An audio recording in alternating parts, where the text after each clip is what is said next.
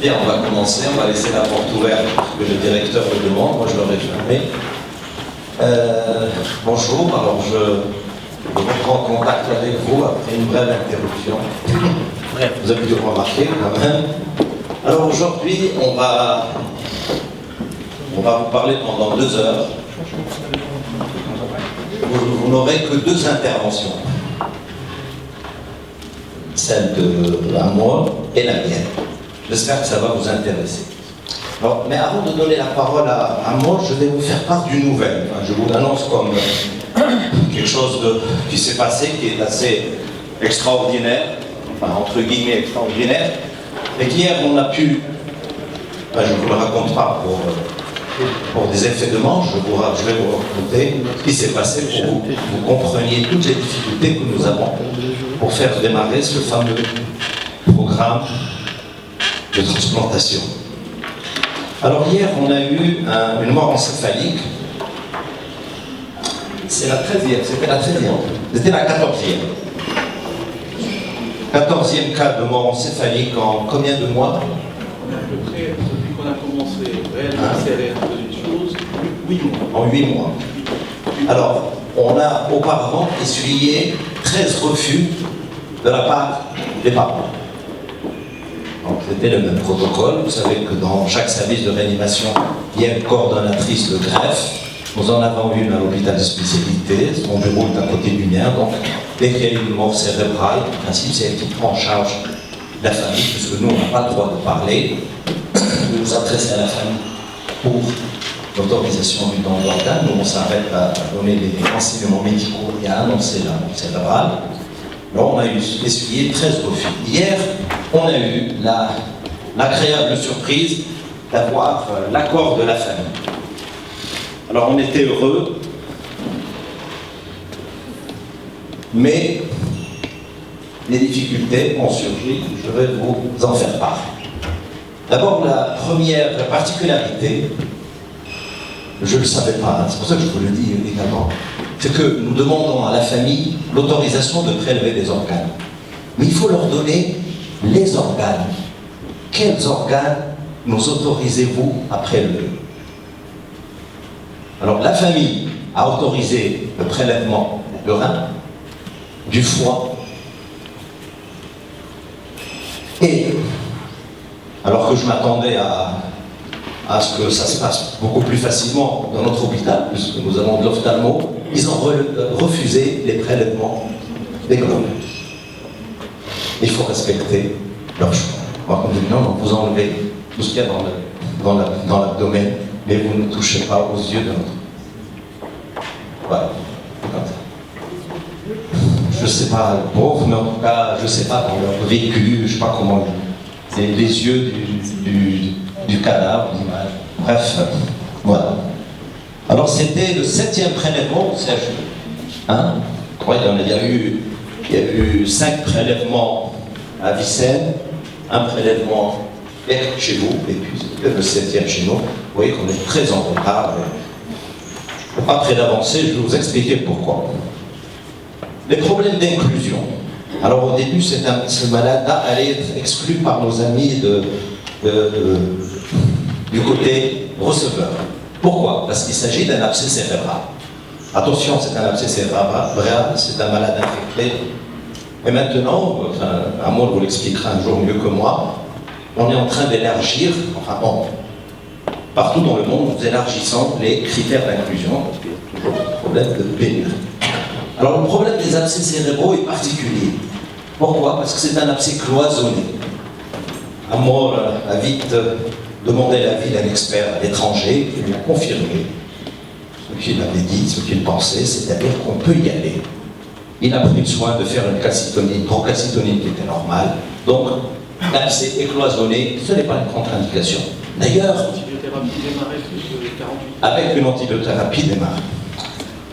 Autre chose particulière au cerveau, c'est que le glioblastome, qui est comme vous le savez une tumeur maligne, n'est pas non plus une contre-indication au prélèvement.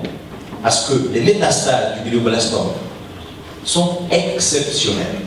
Donc, le glioblastome, contrairement aux autres tumeurs, ne constitue pas une contre-indication. Alors le dernier point dont je voulais vous parler, c'est le problème organisationnel. Ça a été la panique. Ça nous a pris toute la journée jusqu'à plus de 20 heures du soir, et puis après on a donné le relais à nos amis de l'hôpital à Vicenne. Je crois que le malade est sorti du bloc il y a 2 heures environ. Donc c'est vraiment quelque chose de lourd, et on a prélevé qu'un rein. Alors pourquoi un seul rein? Pourquoi un seul organe? En principe, on aurait dû prélever 2 reins, puisqu'on avait des receveurs. Alors il faut qu'on le sache maintenant. Je crois qu'il faut que ce soit dans vos guidelines, dans vos protocoles. Quand vous faites une angio-TDR, parce que c'est cet élément qu'on se base maintenant, le EG on ne le fait pratiquement plus, il faut en profiter pour faire un angio-scanner abdominal pour voir ce qui se passe à l'intérieur de l'abdomen. On ne l'avait pas demandé, et comme on avait déplacé le malade à Vicenne pour faire la TDM, ça n'a pas été fait, on n'allait pas le redemander parce qu'il commençait à être instable. On s'est contenté de l'échographie que les radiologues ont fait. Ça fait partie de leur protocole. Oui, moi je veux bien, mais l'échographie est revenue aspect normal du foie et du rein. Les urologues sont venus, et à leur surprise, quand ils ont ouvert, ils ont trouvé un rein en fer à cheval. Et ça posait problème. Heureusement, c'était pas un véritable rein en fer à cheval, c'était 2 reins collés par un isthme. Donc ils ont pu couper, ils ont sacrifié un rein et ils ont pu prélever un rein. Le foie, on n'avait pas de receveur. Il y a une liste nationale pour les reins, mais il n'y a pas une liste nationale pour le foie. Il y a une liste à Rabat, mais il n'y avait pas de receveur. Le patient était AB+. Si, ils ont coordonné. Ils ont coordonné avec Casa, il n'y avait pas de receveur. Non. Ils ont coordonné avec Casa, Marrakech pour le foie, il n'y avait pas de receveur. Il n'y avait pas AB+, c'est pas possible, il ne faut pas AB+, quand même, pour les cirrhotiques et les hépatitiques, ça. C'est sûr, c'est ça. Ils n'ont pas de grosse liste en fait. On a vu un peu les gens de Casa et de Rabat, ils n'ont pas une liste. Voilà, il n'y a pas une liste véritable. Ils ont une liste Voilà. peu de malades. Il y a une coordination téléphonique. Là, la coordination, on était avec Fès, on était avec Casa, Marrakech. Fès, ils nous ont dit oui, on a un enfant, peut-être bien que oui, peut-être pas une réponse. La liste des fois n'est pas si allongée que celle des reins. Voilà. Ceux qui n'ont pas. Donc là, il faudrait que nos amis qui s'occupent de la greffe hépatique remuent ça, avec le coucher. Voilà. Donc, on est content, on n'est pas content. L'avis est mitigé. On est content parce qu'on a fait donc, le premier prélèvement, on a vu un peu ce qui clochait, beaucoup de choses clochent. L'urologue est venu sans les boîtes. C'est pas moi qui ai amené les boîtes. Oui, donc il a fallu encore que les résidents aient cherché les boîtes. C'était un peu houleux parce qu'on a fait ça, on a ça d'ORL. On n'a pas de matériel pour faire une néphrectomie. Alors, en fin de compte, on a eu l'accord des parents, mais on a prélevé qu'un seul rein. C'est vraiment pas beaucoup. Bon, vous savez qu'en France, ils enlèvent tout les os, les cartilages. Là, on n'a eu qu'un seul rein et encore, on a échappé belle, même le seul rein, on n'allait pas le prendre parce qu'il y avait une main. Voilà, donc ce sont peut-être cette histoire, je voulais vous la raconter. Il y a des conclusions à tirer, des choses à retenir pour que ça ne se reproduise plus. Il faut mieux coordonner, il faut que tout le monde aille. Alors je vous passe un peu les infirmiers qui ne voulaient pas rester, qui sont partis, qui sont foutus comme de l'an 40. Non, c'est lamentable, franchement. C'est pas lamentable. Non, c'est lamentable. Là où il y avait une grève, je dis, Ahmad Chagabiro, il paraît que ça dure très longtemps, on va sortir à 3h du matin. À 1h, il n'y avait plus un chat dans le bloc. Il a fallu qu'on les ramène. Ils ne sont pas payés, ils ne sont pas rémunérés pour leur travail. Dehors. À 1h, ils partent, ils travaillent jusqu'à 8h. C'est la double équipe chez nous. Ils font et après là, on les maintient. Et après, on ne les paye pas, mais on leur donne des récupérations.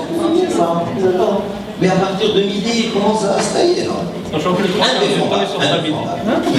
les 3 quarts du temps, ils sortent à midi. Non, mais voilà, non, mais franchement, on a une famille qui a été généreuse. préciser. C'est le cas de le dire. Ils ont accepté de donner les organes de leurs parents décédés, et nous, on ne peut pas leur donner de notre temps. C'est lamentable. Bon, j'arrête là parce que Allah, il a dit une grosse connerie. Voilà. Non, c'est pas. C'est français. Bon, c'était pas le propos. On parlera tout à l'heure. On a fait ça à l'hôpital d'enfants, on l'a fait au bloc central. Les infirmiers ils travaillent de 8h à 16h. Ils ont tous refusé de rester. Il n'y a pas de système qui suit les efforts des praticiens hospitaliers. On fait ça, mais il y a une administration qui ne nous suit pas, qui ne nous donne pas de moyens, surtout humains. Matériel à la rigueur. On commence à en recevoir, mais pas de matériel, pas de. Et donc, c'est. Là, je comprends pourquoi les infirmiers refusent. Et ils Tu ont trouves ça normal? Oui. Ah, ils ont droit. Parce que À partir de 20h, non, on arrête cette discussion. Refusent, on n'a jamais fait de simulation. Ils n'avaient jamais fait une simulation chez vous. C'est ça. On n'est pas d'accord. Allez, bon, on n'est pas d'accord. Donc tu vois qu'on a besoin de coordonner d'abord entre nous avant de nous adresser aux autres. Il y a des choses indéfendables. Bien, on va passer à la science. Voilà, tu as 1 heure pour nous parler de l'intérêt du Doppler transcrânien en neuroréanimation. Bien, non, je t'arrête. Sans monitorage neuroencéphalique, la réponse, je crois, elle est très claire, non. Il n'y aura jamais de neuroréanimation sans monitorage neuroencéphalique. Pendant 30-40 ans, on s'est basé sur le scanner, sur la clinique. La clinique et le scanner sont importants, mais c'est dépassé maintenant. Pourquoi? Parce que le cœur du problème en termes de cérébro-lésés, qu'il soit traumatologique ou vasculaire ou tumoral, c'est l'ischémie cérébrale. L'ischémie cérébrale, c'est le manque d'oxygène, de consommation d'oxygène cellulaire neuronale. Et donc, ce manque, ces ischémies cérébrales imposent impérativement un monitorage neuroencéphalique du débit sanguin cérébral et du métabolisme cérébral. C'est les 2 seuls garants de l'amélioration de la morbimortalité chez les cérébrolésés. Quand on se base sur la clinique et sur le scanner, c'est une analyse grossière. On prend l'exemple de la clinique, tous nos malades sont cérébrolésés, donc ils sont grèvement malades du cerveau. Donc ils sont comateux par définition. Donc l'évaluation clinique est très aléatoire. Seconde chose, tous nos malades sont sédatés. Quand ils sont sédatés, c'est toujours illusoire de lever la sédation qui fait partie de l'arsenal thérapeutique d'un cérébrolésé qui est en HTIC maligne, rien que pour l'examiner, en prenant le risque d'augmenter son HTIC, pour soi-disant examiner et se dire que c'est un malade qui doit bénéficier d'un scanner. Donc le monitorage neuroencéphalique s'impose. En 2016, toute neuroanimation doit avoir un monitorage neuroencéphalique multimodal. Quand je dis multimodal, un monitorage qui concerne le débit sanguin cérébral. Pour nous, les pays en voie de développement, l'outil le moins cher et le moins invasif, c'est le Doppler transcrânien. C'est pour ça que j'ai choisi le sujet d'aujourd'hui. Pour les anglo-saxons qui ont moins d'expertise paradoxalement sur le Doppler transcrânien, ils font ce qu'on appelle le CT perfusion, ça veut dire le scanner cérébral de perfusion, qui leur donne une idée précise sur le débit sanguin cérébral. Mais ils ont des salles de scanner qui sont rattachées à la réanimation. Puis à côté du débit sanguin cérébral, il faut analyser le métabolisme, tout ce qui est en aval. Ça veut dire un débit X n'est pas synonyme d'un bien-être cellulaire neuronal. Et donc pour monitorer le métabolisme cellulaire, on commence à faire la SVGO2. On a d'autres moyens qui ne sont pas disponibles et qu'on avait en France, c'est la pression tissulaire en oxygène. Donc tout ça concourt à l'amélioration de la morbimortalité par la diagnostic et la prévention d'ischémie secondaire. Parce qu'il faut savoir que l'ischémie secondaire, c'est elle qui est responsable de la détérioration neurologique chez le cérébrolésé. Le chirurgien, il vient, il lève la lésion primaire, qu'elle soit un hématome, une tumeur ou un AVC. C'est la lésion secondaire, c'est la détérioration neurologique secondaire qui est en rapport avec l'ischémie cérébrale, qui représente le challenge et le défi pour tout neuroréanimateur et qui ne peut être détecté que par un monitorage du débit et du métabolisme cellulaire. Donc le sujet d'aujourd'hui, ça ne va pas être le monitorage neuroencéphalique parce que ça va être très large. J'ai choisi le Doppler transcrânien parce qu'enfin, on a pu l'obtenir après avoir milité pendant des années depuis mon retour de mon stage de France. On vient de l'avoir en septembre 2015 et depuis, on a essayé un peu d'essayer de profiter de l'analyse Doppler en termes de chiffres de débit sanguin cérébral pour affiner notre thérapeutique et vraiment proposer une prise en charge du cérébro-lésé, entre parenthèses, à la carte. Parce qu'il ne s'agit pas de traiter tous les traumas crâniens de la même façon comme on le faisait à un certain moment, hyperventiler tous les malades, ou bien manipuler les malades, ou bien mettre une PPC à 70 ou à 80, ça ne voulait rien dire. Il fallait avoir une idée sur le débit sanguin cérébral et sur le métabolisme cellulaire neuronal. Donc, pour mon plaidoyer en faveur du Doppler transcrânien, je me baserai sur 3 items principaux. Ça se justifie largement, je vous dirai pourquoi, donc j'ai déjà entamé un peu la discussion, et après je vous dirai 2 mots sur les aspects théoriques, c'est quoi ce Doppler, c'est quoi qu'on analyse, c'est quoi ces chiffres, puis je vais vous parler de l'intérêt clinique qui nous intéresse le plus. Alors, comme j'ai dit, chez tout cérébro-lésé, il faut éviter les épisodes d'ischémie cérébrale, qui sont le cœur du problème du cérébro-lésé. Parce que, comme je vous dis, la lésion primaire, elle est levée par le neurochirurgien, mais ce qui détermine la mortalité du cérébro-lésé, c'est l'ischémie qui va s'installer, qui est en rapport avec l'HTIC qui donne une perfusion cérébrale. Et donc, tout l'intérêt du diagnostic ischémie est d'optimiser l'hémodynamique cérébrale. Le monitorage, bien sûr, classique est insuffisant. Quand je dis classique, je parle bien de la pression artérielle sanglante et de la pique. Il est utopique de faire la neuroanimation avec des brassards à tension et pas de pique. C'est-à-dire, la pique et la pression artérielle invasive ne sont pas suffisantes. Parce que la pique et la pression artérielle invasive nous donnent une idée sur la PPC, mais la PPC et la pique ne veulent rien dire. C'est des macro-indicateurs. Il nous faut une idée précise sur le débit et sur les cellules, qu'est-ce qu'ils en font de leur oxygène. Donc, l'ischémie cérébrale est très différente de tout ce qui se passe au niveau périphérique. L'ischémie cérébrale, c'est une histoire de quelques minutes, time is brain, et donc il faut agir le plus vite possible par dichotomie, ce qui se passe par exemple en ischémie cérébrale, on a quelques heures pour agir. Donc, le challenge du neuroanimateur, c'est que cette ischémie cérébrale qui est localisée à un certain moment ne puisse pas s'étendre, parce que c'est ça ce qui fait en sorte le pronostic. Donc, c'est ça ce qui grève le pronostic fonctionnel, et c'est ça ce qui tue nos malades. Et donc, pour que cette ischémie soit localisée, et je crois que je pourrais sans micro. Alors, pour qu'elle ne soit pas étendue, là, il faut optimiser l'hémodynamique cérébrale. Et il ne faut pas se baser sur la PAM, sur la PPC, pic, standard, donc le malade cérébro-lésé, il est comateux pour plusieurs raisons, notamment la sédation, il est malade du cerveau. Et donc, une fois sous-âgé, sous sédation, il faut un monitorage multimodal. Et cette image qui vous montre un peu l'image de la Lune quand on est très loin, puis après avec le télescope c'est beaucoup plus proche. C'est ça, avec une pression de perfusion cérébrale, avec une PAM, avec une PPC, avec une pique, on est un peu flou, on est un peu mieux avec le débit de perfusion sur le Doppler transcrânien, on est un peu plus juste avec la PTO2, peut-être qu'on va encore être plus juste quand on aura des avis beaucoup précis sur le métabolisme cellulaire. Mais quoi? Alors, le monitorage, bien sûr, réside dans les déterminants, comme j'ai dit, qui sont basiques du débit sanguin cérébral, qui sont bien sûr la PAM et la pique, mais il ne faut pas oublier, comme j'ai dit, l'évaluation précise du débit sanguin cérébral par le Doppler et aussi le métabolisme par la pression tissulaire et la saturation veineuse jugulaire en oxygène. Un papier qui est sorti en British Journal of Anesthesia en 2014 qui se posait la question. Je ne sais pas si vous avez lu un peu les recommandations de 2014.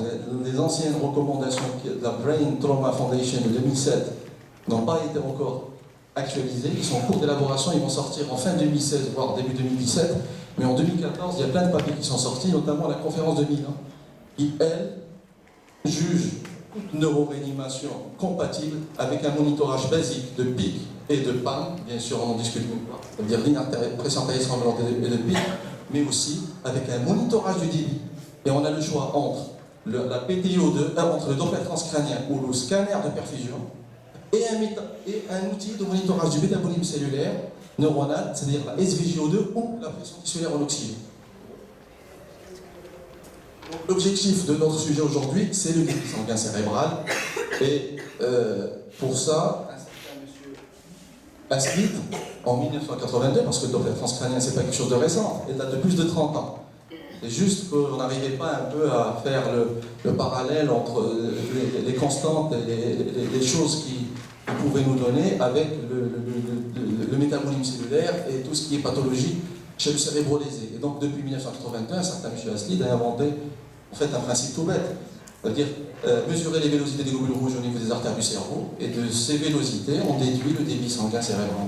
En fait, les vélocités qu'on multiplie par la surface section du vaisseau, on a un débit. Donc c'est une technique non invasive, répétitive, facilement apprise, et qui nous donne des renseignements énormes, vous allez voir, en trauma crânien. Le trauma crânien, si vous ne faites pas la part entre deux concepts différents, entre le Lund et le Rossner, vous traitez tous vos malades selon le concept de Rossner, ou tous vos malades selon le concept de Lund, vous allez perdre la moitié de vos malades. Donc il faut savoir, est-ce que le malade est en oligoémie, est-ce qu'il est en hyperémie, s'il est en hémorragie méningée, est-ce qu'il est en vasospasme. Donc le Doppler transcrânien nous donne une idée très claire sur le débit sanguin cérébral. Donc ça suffit largement. En pratique. En théorie, c'est quoi? Donc la particularité de la circulation cérébrale, c'est une circulation à faible résistance. Pourquoi à faible résistance? Parce que c'est le cerveau, l'organe le plus noble, il doit être perfusé en continu. Et donc, à faible résistance, ça veut dire qu'il est perfusé même à basse pression de perfusion. Alors, la nature diastolique du débit fait en sorte que la courbe que vous voyez se compose d'un pic systolique et d'une courbe valeur diastolique, donc importance majeure de la diastole. Et donc, les vélocités des globules rouges, donc on émet un signal, puis après on le reçoit via ces globules rouges dont on mesure les vélocités, et la vélocité mesurée, c'est le cosinus de l'angle qui est fait par notre sonde avec le vaisseau, c'est ce qu'on appelle l'angle d'insonation. Donc, cosinus de cet angle, c'est-à-dire on aura ou bien dans les meilleurs des cas la vraie vitesse qu'on veut, ou bien dans la majorité des cas, une vitesse sous-évaluée. Donc, l'estimation du débit, c'est vitesse fois la surface. Et vitesse, c'est l'intervalle temps-vitesse sur la courbe fois la fréquence cardiaque fois la surface du vaisseau. Et sur le schéma, on a la partie, c'est ça une courbe de Doppler, on a un pic systolique, on a une partie diastolique, on a l'air sous la courbe qui est proportionnelle au débit sanguin cérébral. Donc vous imaginez aisément que tout ce qui est partie systolique est en rapport avec tout ce qui est en amont. Ça veut dire charge, dépendance, ça veut dire pression artérielle et débit cardiaque. Tout ce qui est en aval va être en rapport avec les résistances vasculaires et l'HTIC et la pression qui règne dans ce cerveau. Donc, quand vous avez un bas débit cardiaque systémique, vous avez automatiquement une diminution des pressions, des vitesses systoliques et diastoliques. Par contre, quand vous avez un débit cardiaque, c'est-à-dire l'origine systémique qui est stabilisée, mais vous avez un problème au niveau cérébral, soit en rapport avec une restriction du vaisseau, une constriction du vaisseau, soit avec une augmentation d'un pic, automatiquement vous avez des chiffres diastoliques qui vont vers le bas. Alors, le seul bémol, comme je vous ai dit, c'est ces chiffres de vélocité sont corrélés à l'angle d'insonation. Et donc, c'est toujours difficile de dire « Ah, on a trouvé des vélocités basses, c'est de l'oligoémie, donc on va traiter ». On a inventé un autre paramètre qui, lui, est indépendant de l'angle d'insonation, qui est l'index pulsatilité. Et lui, en fait, c'est la VS moins la VD sur la VM. On va le voir. Une courbe qui montre un petit peu ce que je vous ai dit. Alors, je prends l'exemple de l'artère cérébrale moyenne, qui, elle, aux alentours de 45 à 60 mm de profondeur. Elle est en forme de S, vous avez le versant M1 et M2, on chope grosso modo le versant M1, et on titre sur le Doppler pulsé, et on a ces chiffres qui sortent sur l'écran, vélocité systolique, diastolique, moyenne, avec l'IP, l'index pulsatilité, est indépendant de l'angle d'insonation. Et sur cet index, on raisonne. Si l'IP, vous allez voir, est élevé en rapport avec l'HTIC, et probablement de l'oligoémie. Si l'IP est normal, on est dans l'hyperémie. Et cette courbe-là, vous simplifiez un peu la chose, vous avez un Doppler transcrânien normal, et après vous avez la pique qui augmente. Un malade qui est en HTIC, un malade cérébral. Et donc, vous voyez que la diastole se projette vers le bas pour s'annuler, voire se négativer en arrêt circulatoire cérébral. C'est d'abord en céphale. Donc, dès que la pique s'élève, on a une baisse du débit sanguin cérébral et on a une augmentation de l'IP. C'est pas marqué ici. L'IP augmente. Cet index pulsatilité, plusieurs études ont essayé de le voir et de le corréler par rapport à la PPC et par rapport à la PIC. Comme cet article qui a essayé de voir la fiabilité de l'IP par rapport à la PIC et par rapport à la PPC, ils ont vu que plus la pique augmente et plus la PPC diminue, et donc on est dans l'HTIC sévère, plus il y a une corrélation linéaire en rapport avec l'IP. Ici, cette courbe qui vous montre la corrélation parfaite entre tout ce qui est IP et ICP, donc HTIC, même chose sur cet article de 2010, où il y a une corrélation qui est parfaite, ces petits points aux alentours de cette ligne qui est droite. Donc vous avez une corrélation parfaite entre l'IP, l'index de pulsatilité, et la pression intracrânienne et l'HTIC. Je vous ai pris un exemple qu'on a trouvé dans la littérature, hémorragie thoraco-arachnoïdienne, GCSA9, admise au déchocage, une PAM à 120. Vous avez tous les malades qui viennent en HTIC sévère sur une hémorragie thoraco-arachnoïdienne, sur des pics hypertensifs. Ils ont une PAM très élevée, donc avec un PETCO2 à 35, et on a fait un Doppler chez eux, et on a trouvé d'emblée un cerveau qui souffre, qui a de l'HTIC en œdème lésionnel sur son hémorragie méningée, et vous voyez que l'IP est très élevé. L'IP, leur normale, c'est 1 plus ou moins 0,1. 1,84, 1,72, et dès qu'on a essayé de décomprimer les choses, parce que maintenant c'est recommandé, avant d'aller clipper quand on a un malade grave, on pose un drain pour essayer un petit peu de diminuer cette HTIC maligne qui va malheureusement faire tuer notre malade par engagement cérébral. Et vous voyez, dès qu'on dérive en DV, en dérivation ventriculaire externe, on revient à des PAM beaucoup plus basses et on revient à une IP qui se normalise. Donc l'IP, avec un Doppler transcrânien, ça nous montre que notre cerveau, avec notre DVE, il souffre moins. Alors en pratique, on a des variations des vitesses et la variation des puissances cérébrales sont étroitement corrélées, bien sûr à diamètre constant. L'IP et le VD sont le reflet des résistances vasculaires et de l'HTIC. Si on a un IP élevé et des VD basses, on est en HTIC. Et comme je vous dis, le VD, il faut toujours l'analyser en fonction de l'angle d'insolation, donc il faut tenir compte surtout de l'IP. Alors, et donc pour chaque Doppler, il faut surtout, comme je vous ai dit, il faut éviter tous les éléments de biais. On ne peut pas parler de oligoémie cérébrale si on est déjà en oligoémie systémique.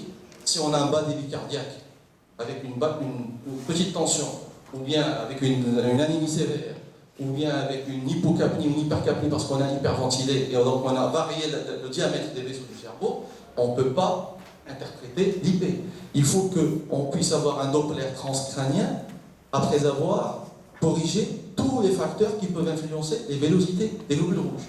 C'est-à-dire un bon débit cardiaque, une bonne pression artérielle moyenne, une bonne hémoglobine, une bonne capnie, et une bonne fréquence cardiaque. Il ne faut pas qu'il soit tachycarde.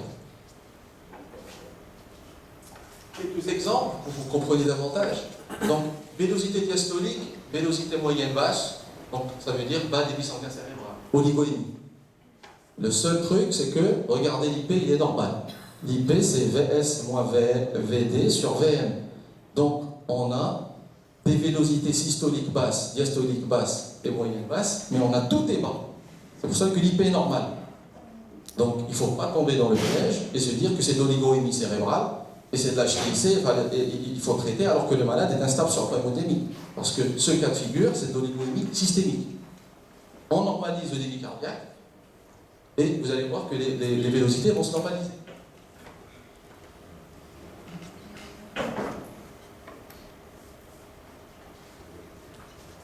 Alors, dans l'oligoémie cérébrale, les vélocités diastoliques et moyennes basses, mais l'IP est élevé.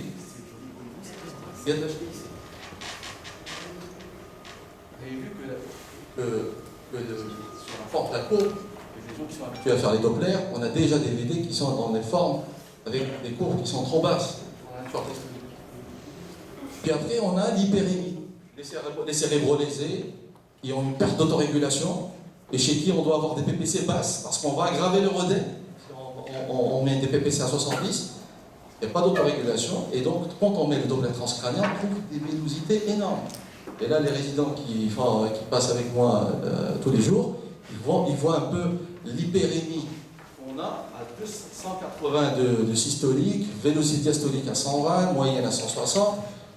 Et bien sûr, il faut éliminer le vasospasme. Et pour ça, il y a un index de Lidgard qu'on calcule, qui est en fait le rapport entre les vélocités moyennes de l'artère cérébrale moyenne sur les vélocités moyennes de l'artère cérébrale carotide primitive, qui ne doit pas dépasser 3. Et donc, on est dans l'hyperémie.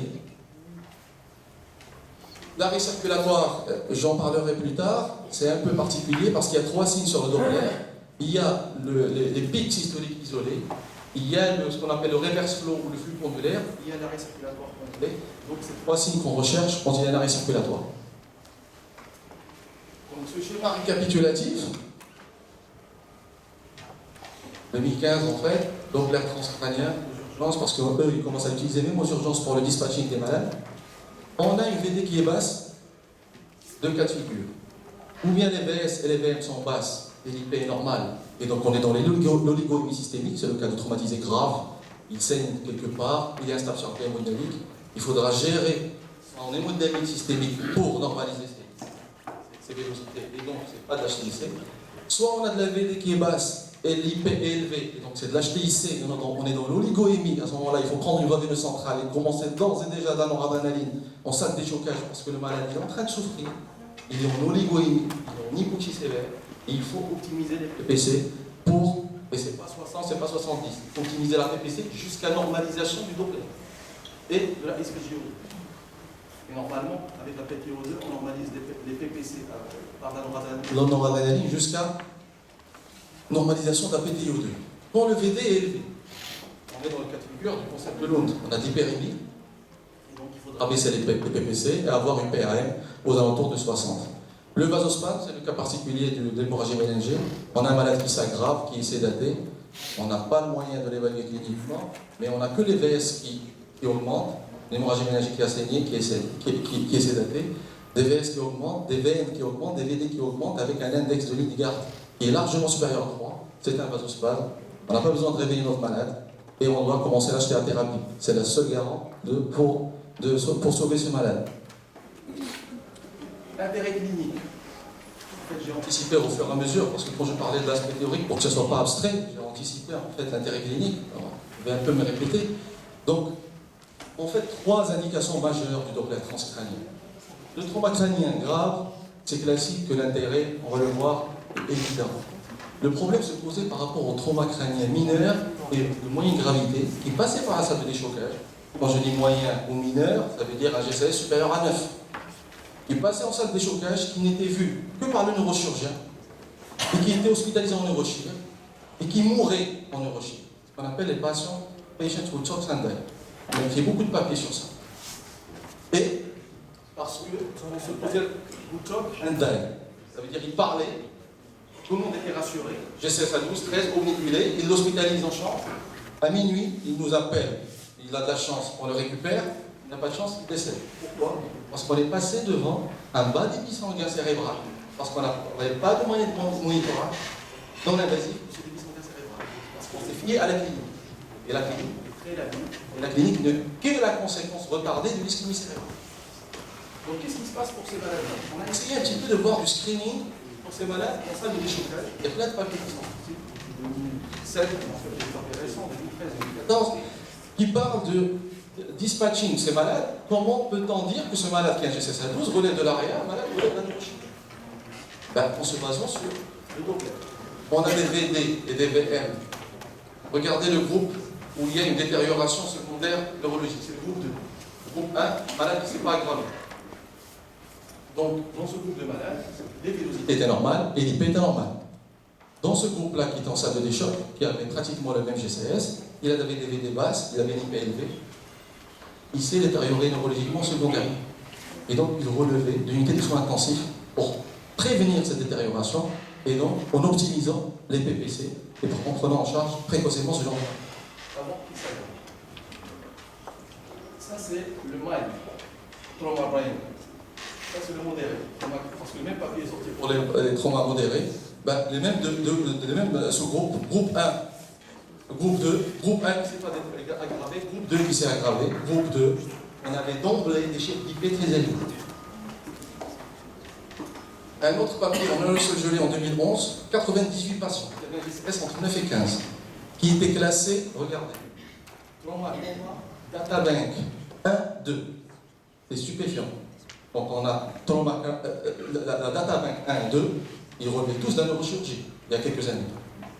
Il était impensable qu'on puisse utiliser chez nous. C'est quoi le 1, 2? Vous savez très bien, le 1, c'est quand le scanner est normal. Le 2, quand vous n'avez pas d'effacement des citernes de la base, mais vous avez une petite déviation de la ligne médiane à moins de 5 mm, Le 3, c'est quand vous avez des citernes de la base qui sont complètement effacées. Et le 4, quand vous avez des citernes de la base effacées, une déviation d'alimètre supérieure à 5.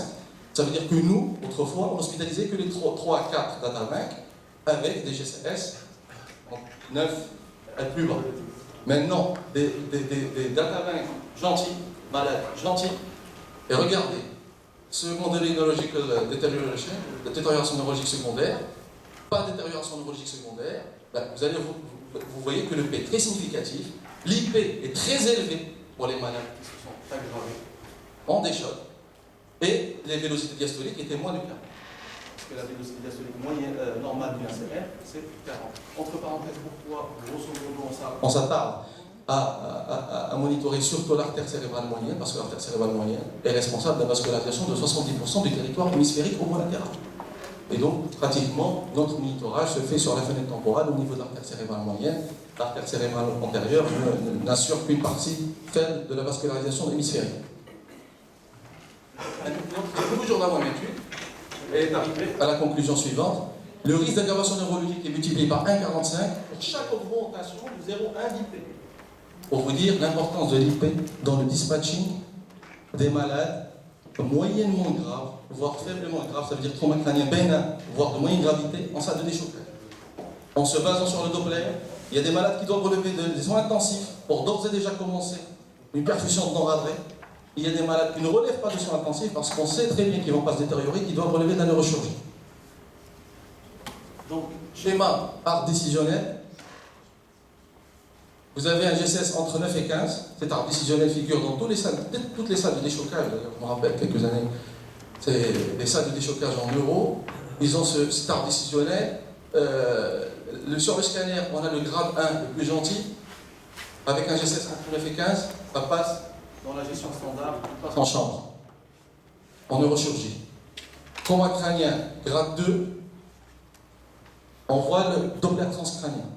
Si l'IP d'emblée est supérieur à 1,25, si les vélocités diastoliques sont d'emblée basses, ce malade doit relever d'unités de soins intensifs en urgence pour optimiser son débit sanguin cérébral avant qu'il s'aggrave. Parce que quand il s'aggrave, c'est déjà trop tard. Et ce qui est déjà consommé, c'est de l'engagement, c'est de l'agilité, on est devant des crânectomies décompressives avec un très mauvais pronostic.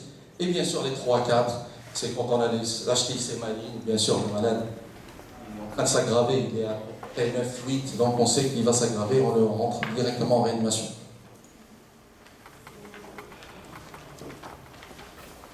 Trauma crânien grave. Donc on a vu, premier intérêt majeur clinique, c'est le triage des malades en salle de déchocage pour les malades qui étaient faussement rassurants. Deuxième critère, c'est pour les traumas crâniens graves. Alors, il ne faut pas se voiler la face, je crois qu'on a tous fait ça à un certain moment. On traitait pratiquement tous les traumas crâniens graves, grosso modo, de la même façon. Ça veut dire qu'on se basait sur la clinique, sur le scanner, et après on proposait tantôt l'hyperventilation, tantôt de l'osmothérapie, tantôt de la PPC à 70, tantôt 80, tantôt 50, mais on n'avait jamais cette histoire de est-ce que ce malade a une autorégulation cérébrale préservée, oui ou non, parce que le Rosner ne peut marcher qu'avec une autorégulation cérébrale conservée. Ce malade n'a pas d'autorégulation conservée, à ce moment-là, on est dans le Lund, et donc toute augmentation de la PAM est compatible avec une augmentation de l'œdème vasogénique, donc on est en train de majorer l'HTXC. Et bien sûr, avec tout ça, en affinant notre thérapeutique, on voit les conséquences de ce qu'on a fait. Parce qu'avant, quand on augmentait la PPC à 70 ou 80, il faut attendre 24 heures pour qu'on arrête la sédation, pour qu'on voit si le malade se réveille ou pas, ce qui était aberrant. Maintenant, on fait une PPC à 70-80, on a automatiquement au bout d'une heure, 2 heures, un Doppler qui s'améliore.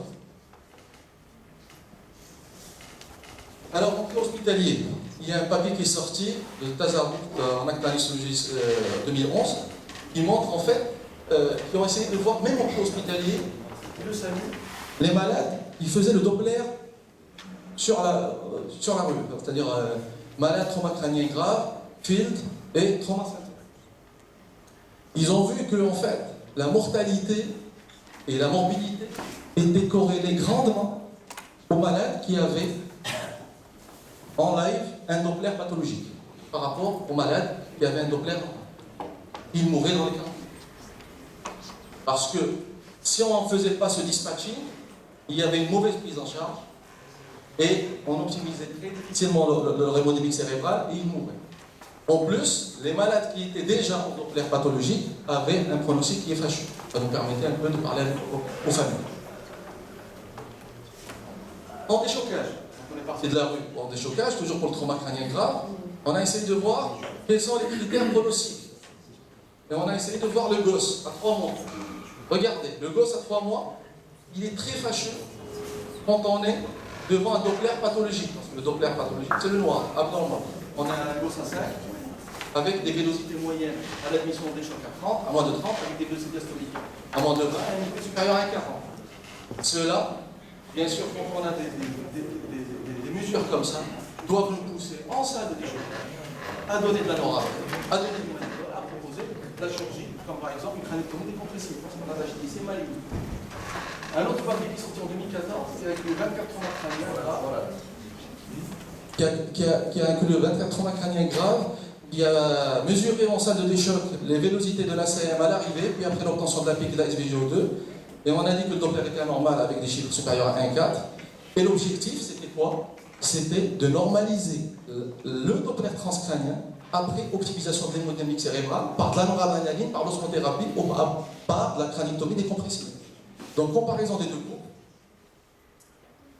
Alors, groupe anormal, regardez les vélocités basses, l'IP élevé. Groupe normal, vélocité normale, IP normale. Regardez les pics.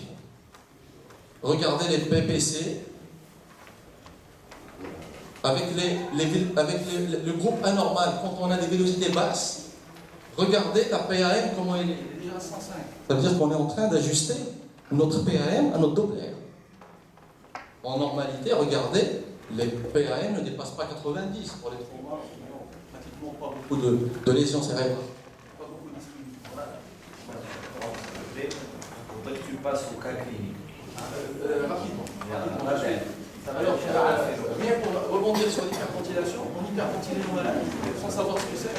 On était content, on avait une pique à 21, une PPC à 74, l'interne de garde est très content, il a le monitorage de pique, il hyperventile. L'hyperventilation crée une vasoconstriction, il laisse la pique. Puis après, avec le temps, il y a eu des PET scans qui sont apparus. Regardez la catastrophe des PET scans, montre l'ischémie cérébrale.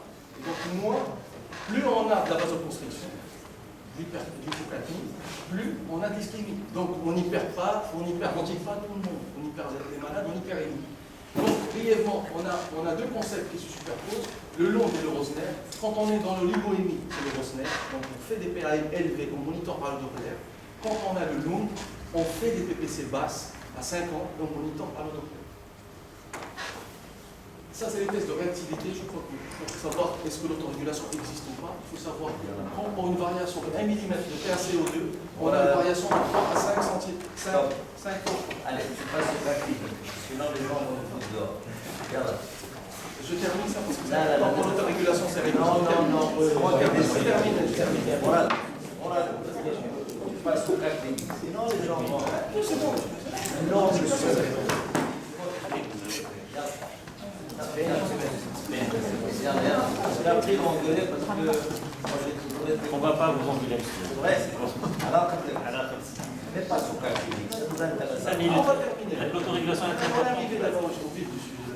Le cas clinique, c'est les choses la plus importantes. Alors, l'autorégulation cérébrale, c'est ça ce qui doit nous permettre, parce que le malade n'est pas réactif ou pas. Et donc, une variation de 1 mm de PaCO2 est compatible avec une variation de 3 à 5% de vélocité moyenne. Donc, pour une PaCO2 à 39, par exemple, on fait de l'hyperventilation, on mesure nos débits, puis on mesure la capnie de contrôle, et on voit est-ce que la variation a été aux alentours de 3 à 5%.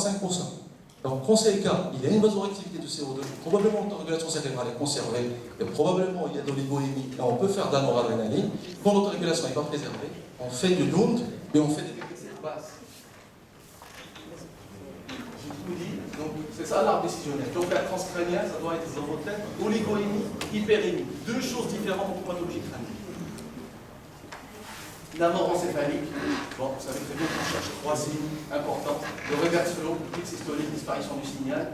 Le vasospasme, c'est très peu contributif, mais on le fait quand même. C'est des vélocités très élevées qu'on cherche, notamment des vélocités moyennes qui dépassent les 200. Mais l'hyperémie et le vasospasme appartiennent à la même rubrique, vélocité élevée. En fait, peut calculer l'index de l'INCA. Et quand il est supérieur à 3, c'est VM de l'ACM sur VM de l'ACI. C'est en rapport avec un autre spot. L'autre spot égale HTA thérapie. La triple HTA thérapie est bannie. Il n'y a pas d'émodilution, il n'y a pas d'hyperbolée, c'est l'HTA thérapie. Alors, puis après, chose très importante, on a eu des exemples catastrophiques. Malades qui sont arrivés en salle de déchauffage, aux urgences, qui ont été vus par le neurochirurgien, qui sont montés 24 à 48 heures plus tard, coma plus déficit des microbes. Parce que personne n'a pris la peine de faire un doppler transcrânien pour voir l'asymétrie des vélocités à droite et à gauche. Parce qu'encore une fois, j'ai oublié de vous dire, parce que le temps est très court, le doppler doit être symétrique. Vous devez faire l'ACM droite et l'ACM gauche. Donc vous voyez un malade qui est rentré, regardez, un papier récent de 2010, qui a vu des traumas crâniens graves. Ils ont essayé de détecter une rupture post-traumatique de l'artère carotide sur des traumatisés crâniens graves. Ils ont vu qu'à partir d'une asymétrie supérieure à 25% de la VLS et un IP qui est moins de 0,8, ces malades-là avaient tous des ruptures post-traumatiques de l'artère carotide. Et c'était confirmé par l'enregistrement. Ça veut dire que si vous avez un malade qui a un trauma crânien grave, et vous faites un doppler bilatéral, et vous trouvez une asymétrie entre les deux côtés qui est supérieure à 25% avec un IP normal, ce n'est pas probablement une dissection carotidienne, il faut faire un si elle est banalisée, c'est une ischémie hémisphérique totale et c'est du déficit définitif. On en a vu pas mal. Un cas typique, regardez, trauma crânien modéré, GC111, agité, hémiplégie gauche. Donc on a intubé, asymétrie du Doppler, TDM qui était normal, bien sûr, initialement, les vélocités d'IP qui étaient normales, mais il y avait une asymétrie des vélocités. Regardez entre le gauche et le droit. Le gauche est tellement projeté vers le bas et le gauche était normal. Donc on fait une injection des TSA, on trouve une dissection carotide à retenir. 3 paliers très importants de l'intérêt clinique du Doppler. Dispatching des traumatisés gentils, crâniens et moyenne gravité. Affinement des thérapeutiques du traumatisé crânien grave et viser est-ce qu'on a été efficace sur le traitement. Troisième chose, c'est la détection d'un mort cérébral. Avant de l'envoyer à l'angioscan, parce que quelquefois on envoie le malade à l'angioscan précocement, avant qu'il soit en mort cérébrale, on détermine la mort cérébrale sur le Doppler et on envoie pour confirmation de l'angioscan. Et quatrième chose, c'est l'analyse des carotides avec, bien sûr, une analyse des vélocités des artères cérébrales moyennes qui nous donne une idée sur les vélocités, sur la dissection carotidienne. Si les vélocités au niveau cérébral sont asymétriques, probablement il y a une dissection. Notre expérience.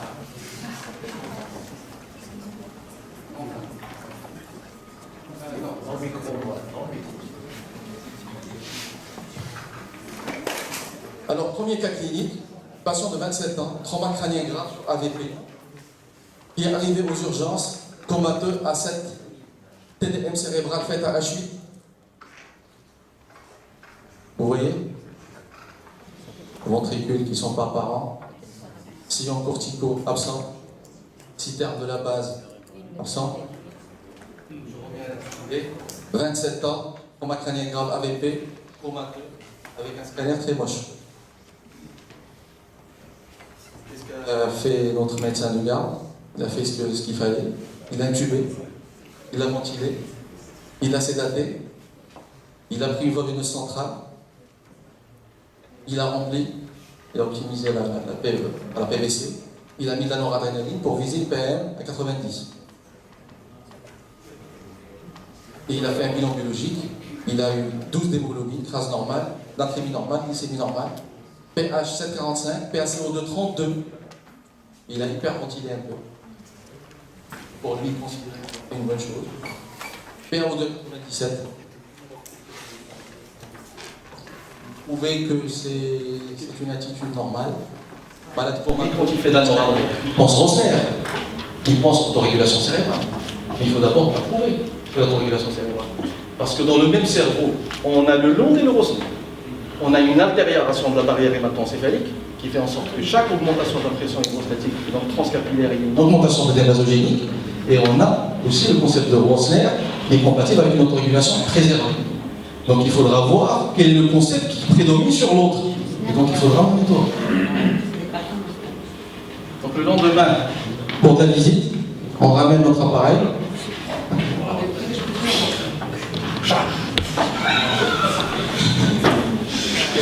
Vous n'êtes pas filmé. Ça m'a 80 à 55 mm. On est sur la scène droite. On est sur la scène droite. On fait le même Doppler, j'ai exprès zappé les images du Doppler gauche parce que c'est la même chose. On était sur, que ce soit la scène droite ou gauche, on avait les mêmes images. On avait une IP qui était élevée. À gauche, on était à 2, à droite, on était à 1,80 avec des vélocités diastoliques à 14. Donc ça fait quoi? Quel est mon diagnostic? Majeur sur le Doppler transcrânien. Donc nous avions DVS normal, DVD basse, IP élevé. Nous étions devant un débit sanguin cérébral bas. Donc oligoémie cérébrale. Du moment qu'on a éliminé l'oligoémie systémique, l'hémodynamique Systémique est normal. Quelle modification thérapeutique proposez-vous? Est-ce que vous arrêtez la noradrée? Est-ce que vous augmentez davantage la noradrée? Est-ce que vous arrêtez l'hyperventilation? Est-ce que vous faites? Vous arrêtez la noradrée alors qu'il est déjà en discussion. Un par un, l'autorégulation. On vérifie l'autorégulation. On vérifie est-ce que l'autorégulation persiste ou pas. Le test d'autorégulation. Parce que de toute façon, oui, on est dans l'oligoémie, mais les tests d'autorégulation sont systématiques. Chaque fois qu'on veut traiter quelqu'un. Parce que avant de parler de cancer de l'eau, de prostate, il faut qu'on sache où on est. Quoi d'autre? Autorégulation, oui. Et puis après, Ventilation. on change la ventilation. Parce qu'il est en hypocapnie, il est en bas des vis sanguins cérébrales, on ne pourra qu'aggraver l'ischémie hormonale. Quoi d'autre? On augmente la noradrénaline. On augmente la noradrénaline, parce qu'apparemment la PAM à 90 n'est pas suffisante du tout. La PAM à 90, on avait un IP à 1,80 et des VD à 14. On était loin. Tu sais, ce malade-là qui a 32 de capnie, toute la soirée, et puis le lendemain on fait un effet Doppler avec le Doppler cérébral et on trouve une altération de la perfusion cérébrale. Cela veut dire que l'autorégulation est très probablement perturbée. Un cerveau qui conserve une autorégulation, en hypocapnie, il y a une baisse du débit, mais ça ne dure pas plus de peut-être quelques temps, quelques heures, 2 heures, 3 heures, des fois même une demi-heure, et le cerveau commence à récupérer. C'est là une autorégulation. Il commence à récupérer. Et en principe, on devrait avoir dans la matinée une amélioration de la perfusion, notamment de la diastolique, et une amélioration de l'IP. Ce qui n'est pas le cas chez ce malade-là. Et ça m'étonnerait que tu trouveras une autorégulation cancer. Parce que probablement vous parlez du pH des cellules pariétales, des cellules d'artère cérébrale.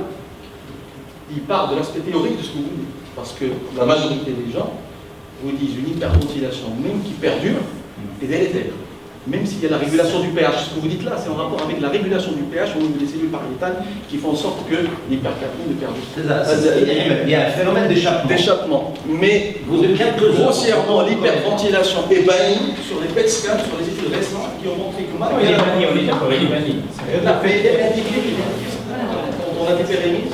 Oui, certainement. C'est pour ça que ce phénomène physiopathologique dont vous parlez, il est connu, il a ses limites par rapport à certaines études qui ont utilisé les PET scans. Qui ont vu qu'il y a des ischémies métaboliques malgré ce phénomène d'échappement dont vous parlez. Alors, d'abord, ce qu'on a fait, c'est que quand on est venu, on a fait une SVGO2 qui a montré 51%, donc on est dans l'oligoémie et dans la souffrance cellulaire. Et on a essayé de modifier les paramètres de ventilateur, parce qu'avant de parler d'oligoémie systémique, cérébrale, rappelez-vous qu'il faut éliminer des éléments de biais. On trouve un IP augmenté et des vélocités diastoliques basses, et on a une hyperventilation. Il n'est pas dit que ce malade-là n'est pas biaisé par cette hyperventilation d'abord. Il faut qu'on enlève cette hyperventilation. Mais ce qui est bien, c'est que de ne faire déjà le Doppler que lorsque le malade il est bien sur le plan hémodynamique, ventilateur. Après avoir enlevé, voilà. après avoir normalisé la capnie, c'est juste le message que je voulais vous passer. Avant d'analyser tout ça, il fallait normaliser d'abord la capnie, normaliser la femme, et alors après, malgré la normalisation de la capnie, le Doppler restait idem. Donc, oligoémie cérébrale sur HTIC confirmé. Et donc, on a fait ce que dit cette malade, on a confirmé par les tests dynamiques qui étaient positifs. Ce malade, il avait de l'autorégulation cérébrale préservée. Et on a optimisé par l'augmentation des vitesses de pousse seringue de noradrée avec une surveillance rapprochée. Et regardez, pour avoir un Doppler normal, regardez combien ça nous a fallu de pas. On est arrivé à 110 pour avoir des vélocités diastoliques supérieures à 30 et une IP normale et une SVGO2 après la 70.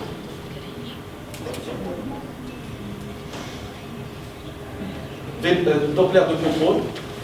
Regardez, l'IP se normalise. J'ai une question. Alors, la FiO2 était à combien? Parce que ce malade, il avait un FiO2 à 80. Il n'avait pas de problème d'échange. C'est un malade qui était sain, nutriments, pas de problème. Alors, 23 diastoliques, mais on avait pas un problème d'insolation parce que l'IP était normal. Fenêtre de sédation à partir de J3, amélioration clinique à J5. On a commencé à lever. L'idéal, parce que exprès j'ai terminé j'ai parlé un peu de la fin, en fait, l'acheminement de ce malade, parce que avant, à un certain moment, on était obligé de réveiller les malades les matins, jusqu'à 48 heures, pour les évaluer. Ce malade avec le Doppler transcrânien, parce qu'on était en HTIC méchant, on a laissé sédater un bon bout de temps. Regardez pendant 3 jours, et on a optimisé l'hémodynamique cérébrale par le Doppler et par la SVGO2. On a commencé à avoir une amélioration en fenêtre de sédation à J5. On avait levé la sédation complètement sur une normalisation du Doppler transcrânien à J7 avec un sevrage de la noradrée. Sevrage ventilatoire progressif sur 2 jours et on l'a extubé à J9. Transfert en neurochirurgie à J11.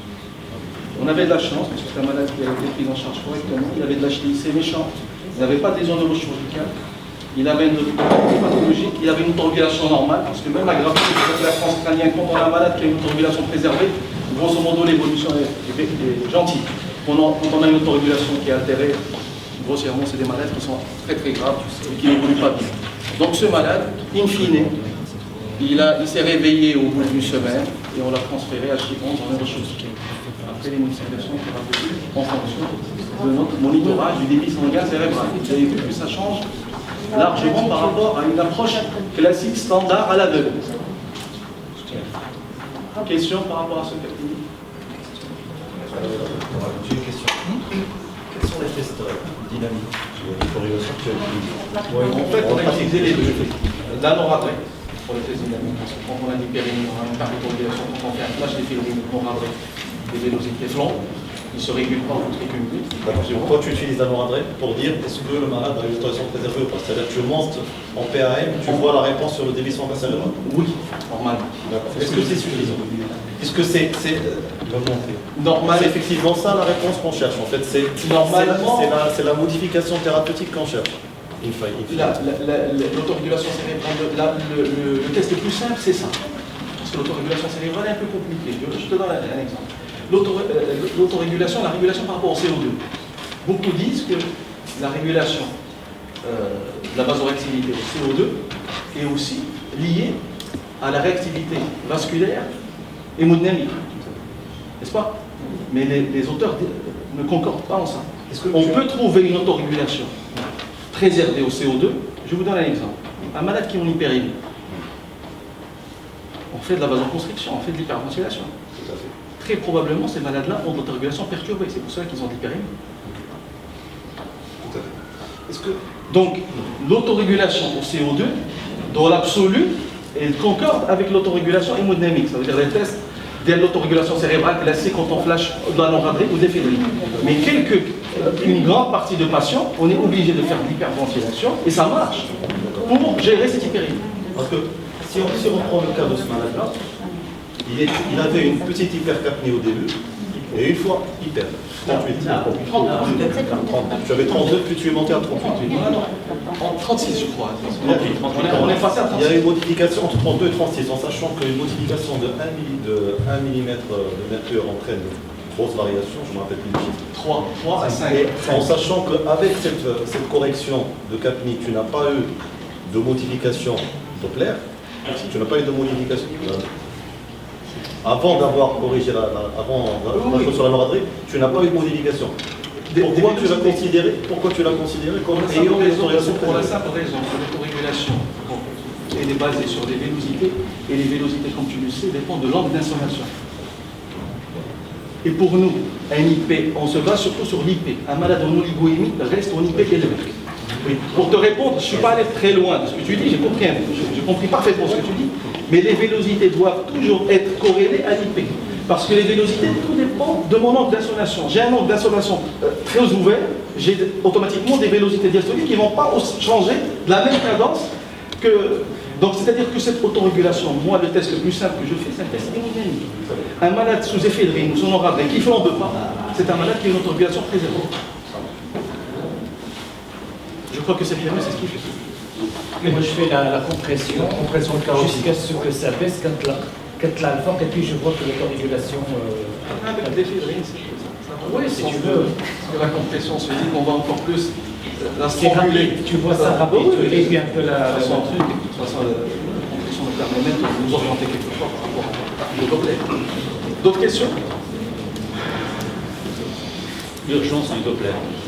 Est-ce qu'il faut le faire le soir? Est-ce qu'il faut le faire...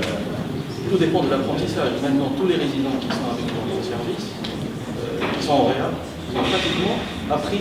C'est une cours d'apprentissage qui est très intéressant. Ils savent l'utiliser.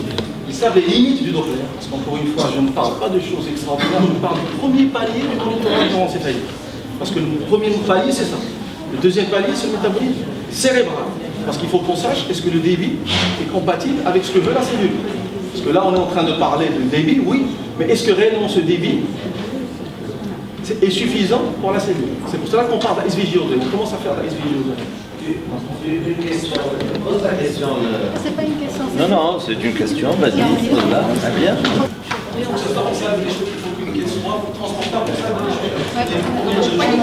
On peut éviter aux malades, on peut faire un dispatching correct des malades qui ne sont pas moyennement graves, voire faiblement graves, et on les met d'emblée en unité de soins intensifs. On peut diagnostiquer une dissection de la carotide post-traumatique qui peut passer inaperçue. Donc le Doppler est un outil de monitorage non invasif, très facilement appris par nos jeunes résidents, et qui doit exister dans la salle de déchocage et en neuroanimation. Pourquoi il n'est pas à la portée de Qui n'est pas à la portée de rien. Là, la portée est là. Chez nous, maintenant, je commence à le laisser pour l'après-midi, le soir, ça va arriver. Voilà. Parce que c'est une histoire d'apprentissage encore. Il faut qu'ils apprennent et on a peur que ça. On a mis 7 ans, on a 8 ans pour l'avoir. Combien? Ça coûte combien? Un Doppler coûte combien? Je veux dire l'appareil. Exactement 300 000 €. Alors que c'est pas beaucoup dans le cas. Vu ce que ça peut Mais on a tellement eu du mal à l'avoir et on a du mal à l'avoir chez nous. Parce que même les neurologues maintenant commencent à le demander pour tout ce qui est thèse.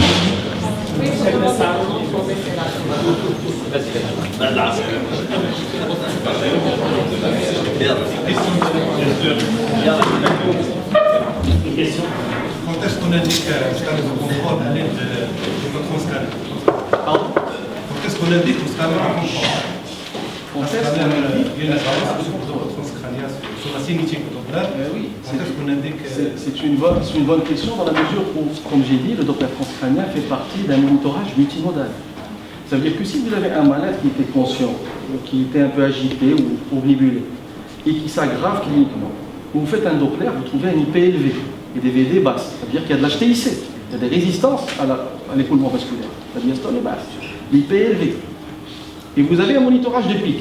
L'idéal, c'est que vous puissiez avoir un monitorage de pic intraventriculaire, qui vous montre que votre pic est élevé. Là, vous pouvez indiquer, en fonction de la pathologie de base, parce que si vous avez un malade qui avait un petit extradural que vous surveillez cliniquement, oui, un malade qui a un extradural qui est sédaté, et qui fait une anisocorie, et tu as besoin de savoir réellement est-ce qu'il s'aggrave.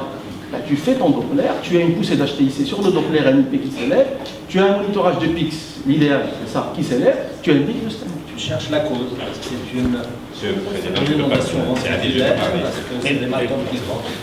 On vient de finir une thèse de service sur 40 malades, intitulée Doppler transcrânien, intérêt et bonne indication versus scanner systématique. Donc le flow chart de l'étude, c'était de prendre 2 poules de malades et de faire, tous vont se prendre un scanner systématique de neurochirurgien à 48 heures, tous, de toute manière. Oui.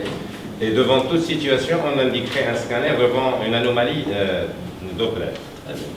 Alors sur les, je ne me rappelle plus les chiffres mais grossièrement, sur la vingtaine de scanners indiqués systématiquement, sans qu'il y ait eu rien qui a bougé, c'est-à-dire sur un malade stationnaire, ou là qu'il y a une aggravation prévisible, parce qu'il y a des aggravations prévisibles. Le gars qui rentre Glasgow à 9, 2 jours plus tard, il est à 6.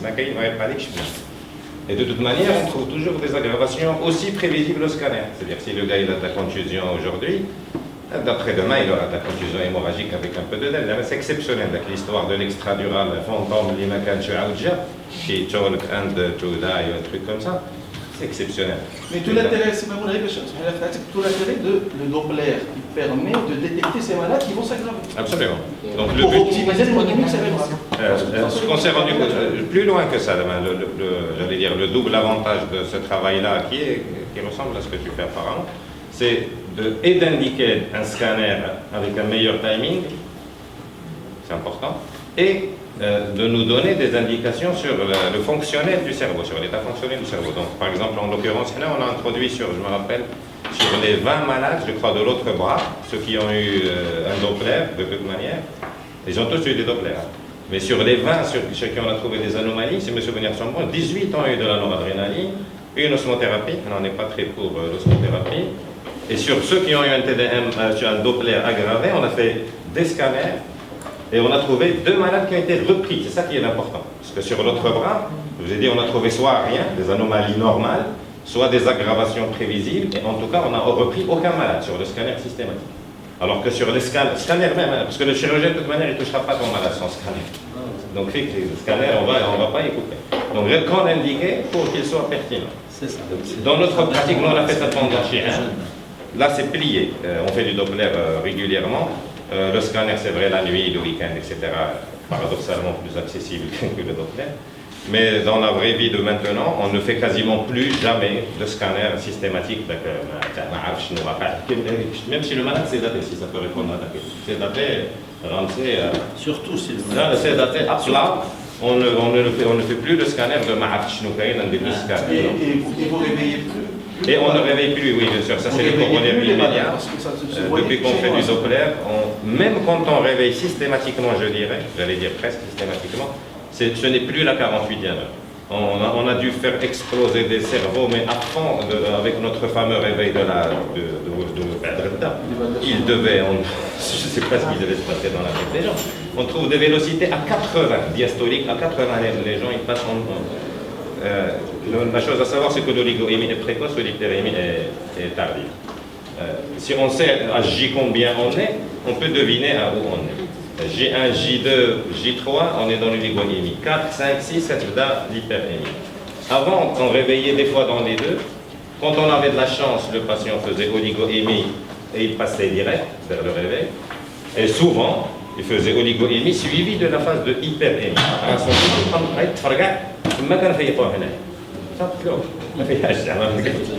Donc, depuis ce jour-là, et grâce à Jawad, on a augmenté notre consommation de midazolam fentanyl. Mais auparavant, c'est 400 minimum. Sinon, on part pour faire du sous-marinage là-bas, il y a des malades qu'on ne réveille pas, même pour se rassurer. Une semaine ou 10 jours de sédation totale, à plat, sans évaluation, et souvent même sans scanner, grâce au Doppler. Schumacher. Comme Schumacher. Comme Schumacher.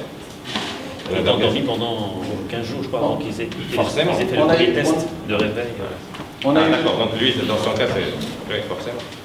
Et depuis qu'on a fait ça, c'est une vue de l'esprit peut-être, mais il y a des Glasgow, il y a des mortels à 100% chez nous, c'est les Glasgow A4, qui sont pires que les Glasgow A3. Les Glasgow A4, 6, ça veut dire que sur les 2-3 dernières années, on en récupère quelques-uns par an. Et quasiment avec très peu de séquelles. On pourra après revoir les maladies. Pour rebondir un peu sur ce que vous avez dit, la chronologie dont il parle, c'est bien pour le trauma crânien grave, qui sont graves, parce que l'oligoémie, oui, elle est en phase aiguë. Parce que tous les malades ont l'oligoémie, parce qu'il n'y a pas de crânictomie décompressive, il n'y a pas de traitement, donc ils sont en HCX. Donc durant les premières 24 heures, ça c'est classique, tous les malades sont oligoémiques. Mais après, il y a 2 arbres de malades. Il y a des malades qui sont très graves d'emblée et qui vont évoluer, comme ce qu'il dit, vers l'hyperémie, parce que leur autorégulation cérébrale est foutue. Et il y a une petite partie qui va se normaliser et qui va avoir une petite hyperémie, mais transitoire. Pas tous les malades ont des hyperémies. C'est pour ça que quand on voit même les papiers dans la littérature, les gens qui ont fait, notamment, moi je suis un grand fan de Mauro Odo, le Suisse, qui a fait beaucoup d'études au Massachusetts aux États-Unis, et qui a beaucoup publié sur ça. il vous dit que, en fait, dans son service, lui, il a du mal à gérer le Doppler transcrânien parce qu'il a un problème d'apprentissage. Il n'a pas honte de le dire, et donc il a un scanner de perfusion à côté de son service. Et ce qu'il dit, pour un peu corroborer un peu ce que vous dites et un peu l'affiner davantage, il dit sur les scanners de perfusion, les phases d'hyperémie qu'on a, c'est pour les malades les plus graves et qui démarrent bien sûr tardivement parce que l'autorégulation se disperse et les malades tombent en hyperémie. Il faut surtout avoir un monitorage de débit correct et un monitorage métabolique correct pour diminuer les PPC.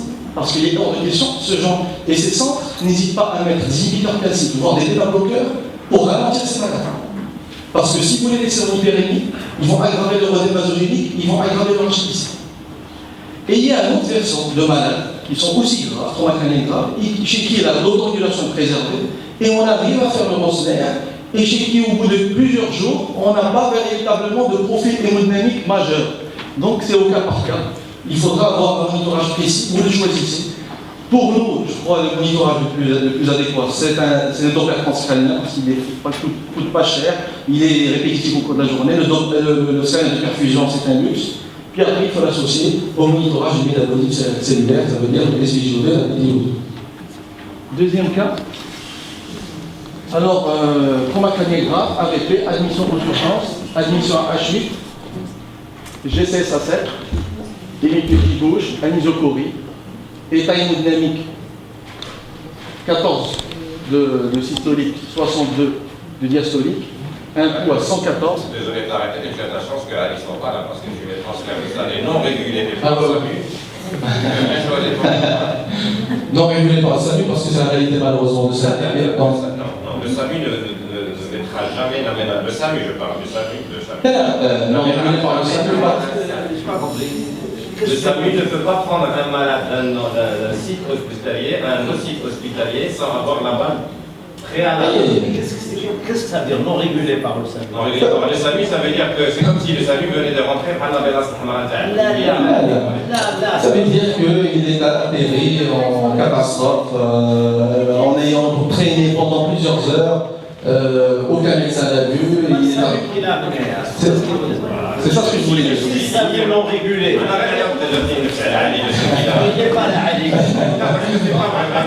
Non, c'est juste pour dire que la prise en charge hospitalière est très importante parce que vous allez voir l'évolution de ce malade. L'évolution est différente de celui du premier. On avait une autorégulation préservée, celui-là, on a eu d'emblée une hyperémie à la 16e heure. Alors, conduite à tenir voie veineuse périphérique, x2, sérum salé, donc les de garde intubé, ventiler le malade, écoulement cérébral, contusion, un sous-dural droit, signe d'HIC majeur, et le scanner, un sous-dural, beaucoup de bêtes, déviation d'ali médiane, et on a admis le malade pour crâniectomie décompressive, évacuation sous-durale et pose d'un bras. Vous allez me dire, on a forcé la main. Vous m'avez appelé, on a forcé la main. Il l'a dit en rigolant, pour dire que il faut se méfier un petit peu de. Donc, le message à passer, c'est ce que tu dis encore d'actualité. Exactement. Les pontes de la neuroréanimation quand on assiste au club, ils disent qu'ils ne regardent plus la palme et la pique. Ils regardent le Doppler ou le scanner de perfusion plus la SVJO2. Pour vous dire qu'une palme à 100 ne veut rien dire. Une pique à 40 ne veut rien dire. Si j'ai une pique à 40 et j'ai c'est assez anecdotique ce que je dis. Si j'ai une pique de plutôt à 25-30 et j'ai une SVJO2 normale, je ne change pas ma thérapie de métabolisme. De toute façon, je crois que même celle des Zosier est d'accord, même sur le plan systémique septique, je crois que c'est la même chose. Les pressions de perfusion cellulaire, maintenant la saturation veineuse périphérique, c'est elle qui compte. Alors, puis après, les recommandations disaient que pour scanner normal, avec un trauma crânien grave, on avait deux critères de plus, H par 40 ans, mouvement anormal, ça veut dire déficit, ou une pression artérielle à 90, on faisait une pique, malgré un scanner normal. Et après, il y a eu la conférence du consensus de 2014. De 99, qui n'ont pas été changés. 2007. Là, c'est les mêmes que 99. C'est les mêmes, ils ont été. C'est les dernières. C'est les dernières de 2007. Parce qu'on a celle de 2016 et 2017. On a fait une bribe en fait de ces recommandations qui ont été dans la conférence de consensus de Milan de 2014. ils sont allés encore plus tranchants.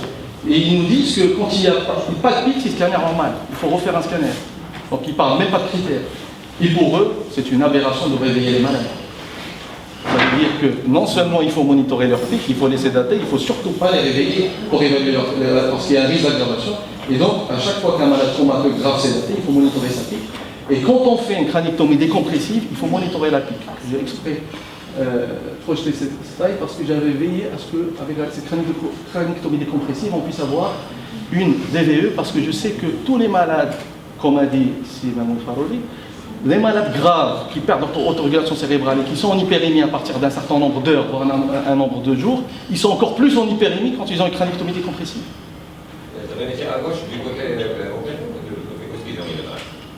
le drain d'aéro du côté gauche. Opéré, pas opéré? Là, pas opéré. Oh non, à gauche. Alors,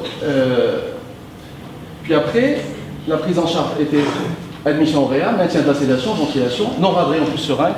On a toujours visé une PAM à 90 parce qu'on n'avait pas les doppler.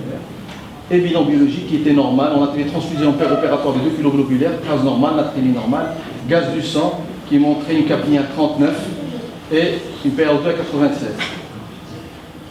Le Doppler du lendemain, vélocité diastolique.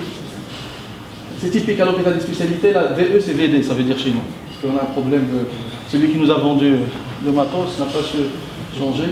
Alors on avait des vélocités systoliques à 138. Je crois que les gens qui sont habitués à faire le Doppler, dès qu'ils voient cette forme de courbe, c'est de l'hyperémie pure et dure. Et quels sont les éléments diagnostiques qui sont apportés? Bien sûr, il y a un hyperdébit. Pour l'hyperdébit, à chaque fois, il faut être systématique. Et ce n'est pas moi qui le dis, c'est les grandes plantes de neuroanimation qui le disent. Il faut être systématique parce qu'on a eu des vasospasmes sur des traumas crâniens graves. Parce qu'il y a du sang post-traumatique. Et on peut avoir des vasospasmes réactionnels. Et pour faire le distinguo entre le vasospasme et l'hyperémie, c'est l'index de Lindgard qu'il faut calculer. Nous, on l'a calculé à 98. Il faut mettre une autre sonde vasculaire cette fois-ci, pas à basse fréquence, au niveau de la carotide, et il faut faire le ratio. Il est inférieur à 3, c'est de l'hyperémie. Supérieur à 3, c'est du vasospasme. Et c'est ça.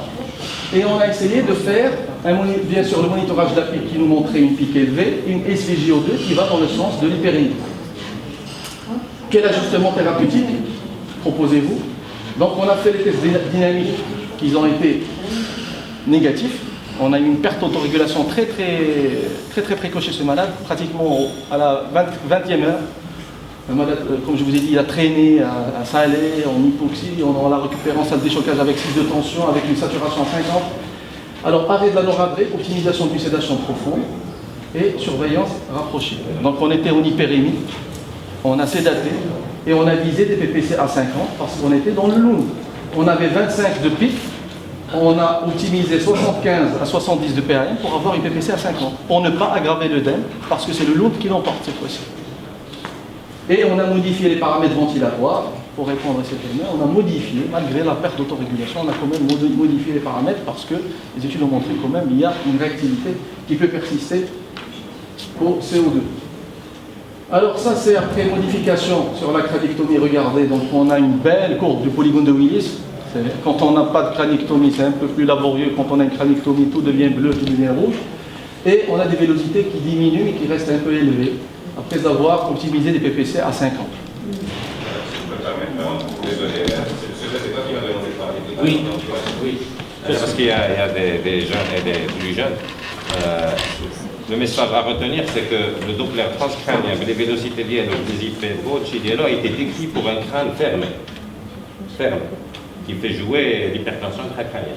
Or, quand on fait une crânictomie décompressive, c'est ou noir ou blanc. Soit on a décompressivé, permet d'exprimer comme ça, soit on ne l'a pas fait. Donc, si on a fait une crânictomie décompressive, il n'y a plus d'enjeu barométrique. Le crâne, il est à la pression de El Moulana. Donc, il n'y a plus d'enjeu barométrique, il n'y a plus de pression intracrânienne, c'est la pression atmosphérique. Vous pouvez la mesurer comme ça, vous la débrouiller, c'est pareil. Si on a fait une vraie crânictomie décompressive, on est d'accord. Et à ce moment-là, le seul enjeu qui est vrai, c'est l'enjeu volumétrique. Il ne faut pas que le cerveau du malade sorte, parce que tout ce qui sort va être perdu. Donc quand on a des grands volets décompressifs qui sont faits pour être décompressifs, je ne parle pas du petit volet d'évacuation de sodurale, je parle du vrai volet des neurochirurgiens qui développent avec l'esprit de le faire décompressif en rasant les sinus, en étant ultra large. Celui-là, normalement, il n'y a pas de Doppler transcrânien à prendre en considération. Comment vous allez gérer le concept de... Comment c'est un autre problème, mais maintenant, physiopathologiquement, l'approche du Doppler. Je ne suis pas d'accord avec vous dans la mesure où c'est pas... Bien sûr. Le problème, c'est que il ne faut pas. Je dis pas que le Doppler transcrânien c'est le Coran. Ça c'est pas ça l'objectif de ça. C'est le premier palier d'un monitorage neuroencéphalique multimodal. Moi je vous dis que c'est le seul moyen non invasif qui nous permet d'objectiver l'hyperémie. Parce qu'encore une fois, c'est pas une hyperémie. Tout à l'heure, quand je l'ai compris, le principe même de l'hypertension intracrânienne, il joue un peu sur pour être plus trivial et simple. C'est comme un tuyau d'arrosage que vous écrasez pour augmenter la vélocité de l'eau, pour aller plus loin avec le jet. C'est un peu ça. Si vous mettez un Doppler, si vous enlevez le doigt, forcément ça va changer quelque chose. Donc ici, on a enlevé l'os. Je veux dire, on ne peut pas comparer de situation dans le au départ. Moi je dis que la crânictomie décompressive est là. Moi je parle de l'hyperémie, oui, elle est visée par la crânictomie décompressive. Mais moi je parle du concept de Lund, qui doit figurer dans votre démarche thérapeutique. Parce que ce malade-là, si vous le laissez, malgré sa crânictomie décompressive, vous le laissez avec une PRM à 90, il va aggraver son état vasogénique. Parce que ce malade-là, il a un état vasogénique parce qu'il a une altération de la barrière hémato-encéphalique. C'est un trauma crânien tellement détérioré que malgré l'espace qu'on a créé, toute augmentation de la pression transcapillaire va faire en sorte qu'il va aggraver son état. C'est ça ce que je voulais parler. Même si les biais exprès, je vous ai parlé de ça. Je rejoins un petit peu ce que tu dis. Pas trop donner d'importance au Doppler. C'est connu, parce que c'est le début de ça. Doppler, on ne voit pas trop le Doppler dans les crânictomies décompressives et chez les enfants à cause des fontanelles ouvertes. Là, la question se pose, est-ce que ça va modifier votre thérapeutique? C'est ça la question. Ça va modifier. Ça va modifier votre thérapeutique. Vous ne pouvez pas laisser une personne de 80 avec ses vélocités. Même si ça, comme vous dites, il y a de l'espace. Alors, je me donne un bémol, pas trop croire les valeurs en cas de volet. Je suis complètement d'accord avec vous. Moi, je parle du concept de l'autre qui doit être privilégié. Alors, pour compléter, un G6, malheureusement, un malheur est arrivé par rapport à ce malade. Il a fait un choc septique avant le départ pulmonaire, un BMR, on avait un acétobactère multirésistant, antibiothérapie chlorine parce qu'on a. Et malheureusement, G8, il est passé en polyurie avec mydriase bilatérale. Diagnostic probable, vous savez ce que c'est. Donc,